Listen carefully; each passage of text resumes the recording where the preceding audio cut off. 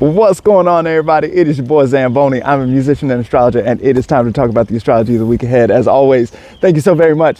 Thank you so very much for being here with me. Thank you for sending me a tip via Venmo, Cash App, PayPal. If you like what you see here, thank you so much for doing that. Thank you for watching this video all the way to the end, sending it to a friend, posting it to your stories. Every time somebody does that, I super appreciate all y'all.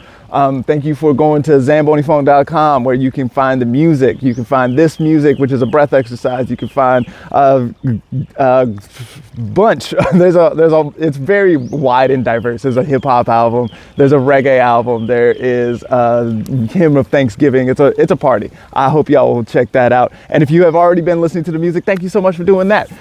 You can go to zambonifone.com and get a reading. I do 60-minute readings where we can talk together about what's going on in your life. I do 10-minute readings where I'll talk to the camera like I'm doing here. It's much cheaper and pretty quick and easy for folks to do that. Thank you so much for doing all those things. Let's talk about the astrology of the week ahead. So this week, we've got some things changing. We've got some things moving around and feeling different, and gonna make some big moves here. First of these is the sun is gonna move into Aries. So the sun has been in Pisces for a while. Sun is currently conjunct Neptune. It's been very confusing, very very good for imagination, very good for like thinking new thoughts and thinking outside the box and this kind of thing. But it's also kind of lethargic and like doesn't exactly know what to do. As the sun moves into Aries, this moves the sun into exaltation. So this is actually pretty good for the sun for the first 30 days of the sun being in Aries or something like this.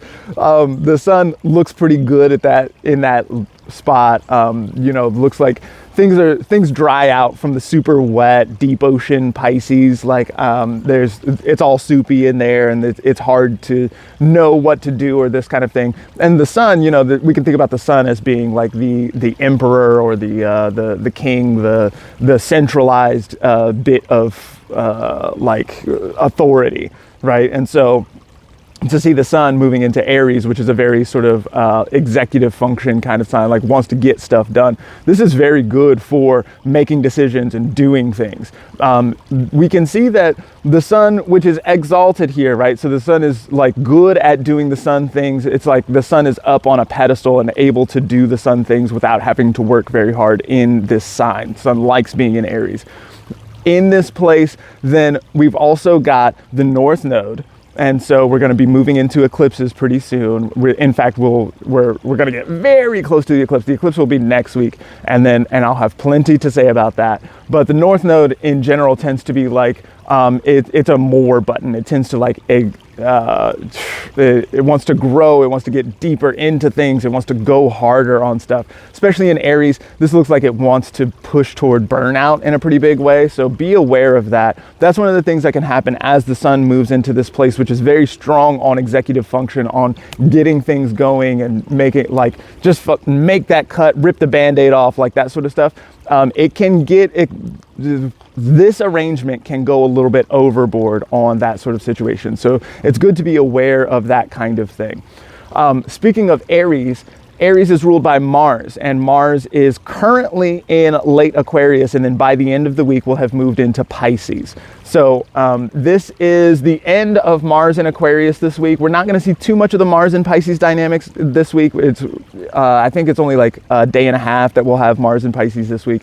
But so Mars in Aquarius is going to be this is like, thinking with that executive function, right? It's sort of thinking around how to make the large group situation work in some kind of way, like how to make all of society happen, and then making moves in that direction. So Mars is still in that place, still trying to get this done. But then once we get to the end of the week, then Mars will be moving into Pisces, which honestly, I like Mars and Pisces. I think Mars and Pisces is pretty effective as far as Pisces things go. It like can rev the engine a little bit, because Pisces can get a little lethargic or get a little like loosey-goosey with things sometimes. And so to have some Mars in there can be like a good little jolt. The thing is that does put Mars into the same sign as Saturn. And so once Mars is there with Saturn, then that's both malefics in the same spot. So two malefics in the same spot. Malefics are the ones who bring discomfort or discord or disharmony. It's you know, like they show challenges and things that you don't necessarily like very much, things that you don't necessarily like the feeling of. And so to see both of them together in the same spot can be a little bit gear grindy, you know, like it can be, it speaks to challenges and like different challenges all coming into the same spot. Mars and Saturn together is a little bit like gas and brakes at the same time. It's go and stop. It's frustration as a result of that. And so because there's two like sort of opposing forces that are there in the same spot, like can't quite decide what to do, and doubling the discomfort. So that sort of thing is what we're moving into with Pisces. Now, with all that going on, poor little Venus is here in Pisces as well. Venus is the planet, is a benefic, right? So opposite to malefics, opposite to Mars in many ways.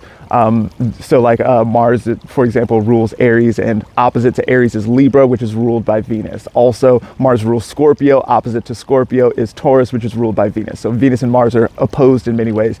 Mars likes to chop things up. Mars is associated with blades or fires, or which are very good at dispersing, like take a solid thing and change it into something that's like dispersed throughout the air, like into many different pieces, right? Disruptions, breaking things, severing sections off, and this kind of thing. Whereas Venus, opposite to that, is very much about cooperation, harmony, togetherness. Things want to be delicious wherever Venus is, especially Venus in Pisces. Venus is exalted in Pisces. This is the same sort of situation, up on a pedestal, able to do the Venus things very deliciously in this location. Now, the thing about that is that Venus here in Pisces is with Saturn. And this week we're going to see that conjunction to Saturn. Last week, I think I talked about, ooh, hello, good sir. Oh, two of y'all, what's up? What's up? Excuse that interruption. So I was talking about Venus in Pisces along with Saturn. Okay, so Venus is the cooperation planet, right? Wants to get things going in a delicious kind of way. Venus loves to be in Pisces. I have been thinking about ice cream a lot recently, and I feel like Venus in Pisces loves that sort of thing, the like sweetness of all of this. And I think this hawk likes ice cream as well. But then, so when we're thinking about Saturn, then we're going to be thinking about like saying no to things. We're going to be thinking about boundaries, you know. And so I think last week what I said about that was like learn to love the restrictions in some kind of way. Venus in Pisces, along with Saturn, is very much about finding restrictions and then finding ways to love that, finding ways to maybe improve teamwork in some kind of way. I love Venus for team building, because it's really, especially like once we've got like Pisces here, then like if you've got Taurus rising, sometimes like Taurus ruled by Venus, and then you put that'll put Pisces in the 11th house, and then so you can really get into the kind of team building or togetherness, cooperation amongst the group. And sometimes what you need is rules for everyone to follow in that kind of vein. You need so the rules and the boundaries help everyone to be on the same page. We can all play the same game if we are playing by the same rules. And if we're not playing by the same rules, then there's a lot of discord and disharmony and inability to work together, right? And so Venus, along with Saturn, does provide a lot of opportunity for boundaries and negation, right? Sometimes you got to say no to something. Sometimes that's the way that you get respect and love from a partner, a friend, a dog, whoever else you're trying to get your love from or trying to build a relationship with. Sometimes you got to say no to stuff, and because of those boundaries, then that gives you that sort of facilitates the rest of your relationship. So Venus along with Saturn in Pisces looks less delicious than, you know, like Venus with Jupiter in Pisces, like that happened a couple of years ago, right? It's less exciting and fun and just like lavish, right? So Venus in Pisces tends to prefer lavish. But once we get in here with Saturn, then Saturn's going to be like, all right, listen, we've got to learn how to say no to things sometimes. We've got to be able to in order to work together, then we're going to have to say no to a bunch of stuff. And so we're going to see a lot of that going on here. It's not as pleasurable as we might like, but I think that this actually might be helpful if we learn to do some of this naysaying in a productive or cooperative kind of way now. Then that may help to build up a team that we can can work with when shit hits the fan once it's eclipse time. Because once these eclipses happen, then it's a lot. I've got a lot to say about that. I'll be back next week to talk about that. Thank you so much. Go to zambonifunk.com. Appreciate it.